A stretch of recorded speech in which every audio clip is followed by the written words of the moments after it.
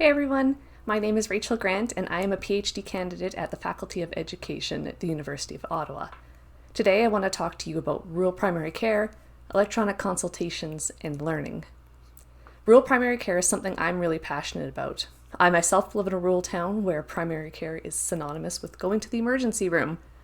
And as great as rural life can be, there are some challenges. And the challenge that interests me most as a former nurse turned educationalist is access to continuing professional development, because there are barriers for rural healthcare providers. And I think eConsults present a really unique opportunity here because they have been found to have educational value. For example, you can enrich practice-based learning and inform continuing professional development. However, this intersection between learning and eConsults has yet to be explored specifically within the context of rural primary care. So enter my dissertation.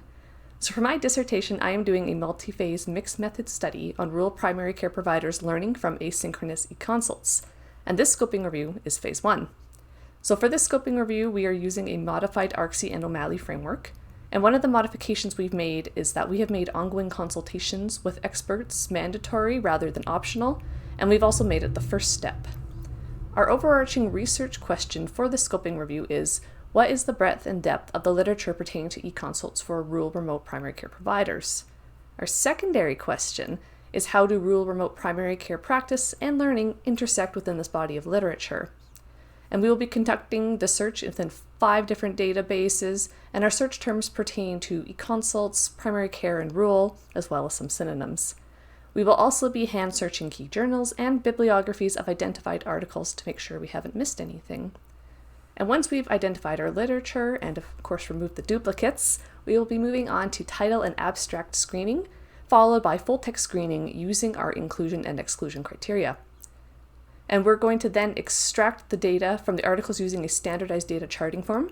So we'll be looking at things like bibliometrics, type of article, health professions included, if and how learning was mentioned, and we're also going to be looking at how rurality is discussed within these articles. We'll be sharing our findings as a combination of numerical summaries and as themes, which we'll be identifying through a directed content analysis. Ultimately, the findings of this scoping review will be informing the subsequent phases of my study, and through this review, we're aiming to provide a comprehensive map of what's currently published on rural primary care providers' usage of and learning from electronic consultations, as well as identify some gaps in the literature for further research. And with that, I will wrap things up here.